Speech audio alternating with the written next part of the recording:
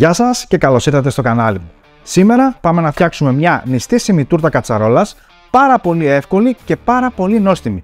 Πάμε να ξεκινήσουμε. Σε μια φόρμα 30x11 έχω βάλει μεμβράνη, φυσικά για να μας ξεφορμάρει πιο εύκολα. Είμαστε έτοιμοι. Θα χρειαστώ μια αντικολλητική κατσαρόλα.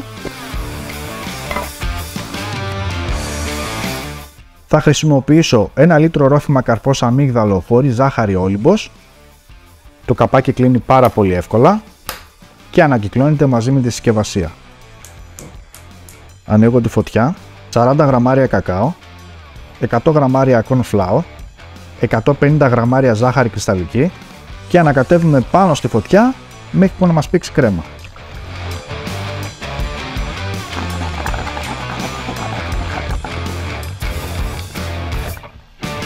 Η κρέμα μας έχει πήξει.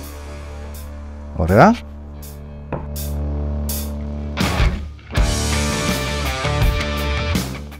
Τέλος, ρίχνω τις βανελίνες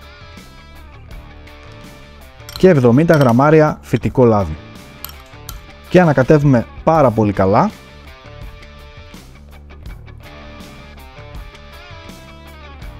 Η κρέμα έχει γυαλίσει και θα χρειαστώ 300 γραμμάρια digestive και πάρα πολύ εύκολα θα τα σπάσω μέσα στην κρέμα. Χοντροκομμένα τα κομμάτια δεν μας πειράζουν, ίσα ίσα είναι πιο καλά.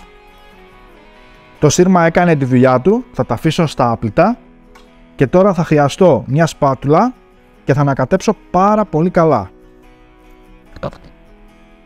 Πάμε να τοποθετήσουμε το μείγμα μέσα στη φόρμα, οπότε πάρα πολύ εύκολα θα ρίξω το μείγμα.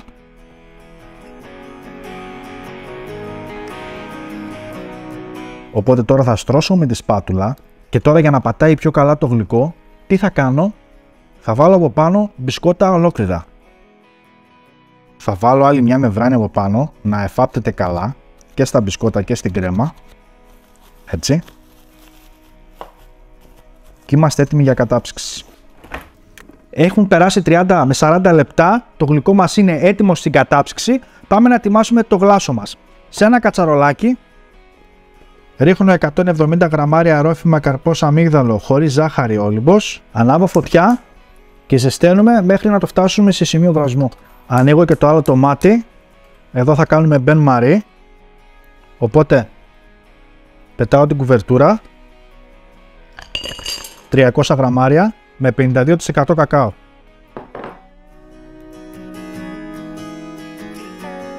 Ωραία, κλείνω από εδώ τη φωτιά. Έχει φτάσει σε σημείο βρασμού.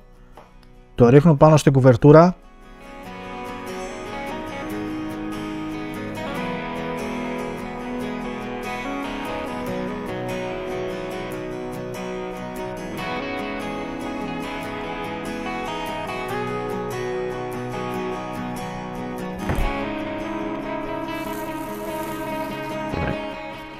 Ωραία, είμαστε έτοιμοι για να το κάνουμε τούμπα. Σκιάζουμε λίγο τη μεμβράνη.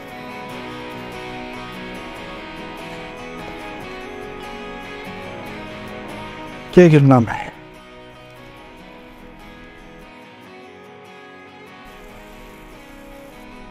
Και πάμε τώρα να γλασάρουμε. Έτσι όμορφα.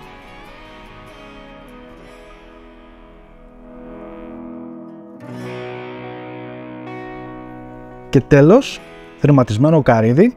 Φυσικά εσείς μπορείτε να βάλετε ό,τι αγαπάτε, ό,τι ξηροκαρπό θέλετε. Ήρθε η ώρα να κόψουμε.